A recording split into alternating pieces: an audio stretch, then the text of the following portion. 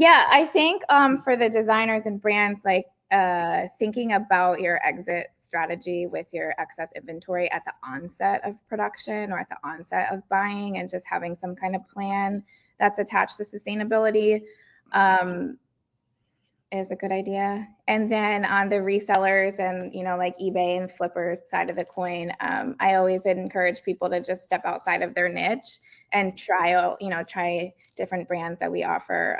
Because like I said, things get hot and then they go off and then they're back again. So there's always money to be made with secondary product. I think it's a great resource, for me, going to thrift stores, and I'm in Albuquerque. I mean, there's some good thrifting, but it is kind of a pain in the butt every day to look. And that's why I kind of launched my own fashion brand, because I thought if I could just produce my own stuff and not have to go through the challenges. But going to a website like yours where you can actually buy the products. One last thing, I go to Magic, which is a big Yeah, fashion trade show. Have you attended to that? Have you attended that? yeah, I've probably seen you.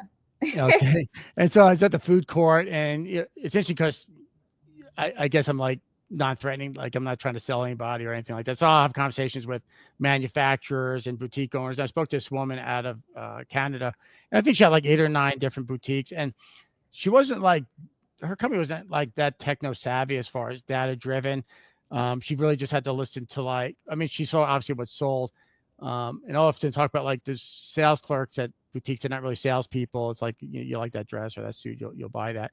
Anyway, she thought she knew her customer. She bought this one brand that she's been buying for quite a while, and it didn't sell through. And Mhm. that's like really life or death for any small business, right?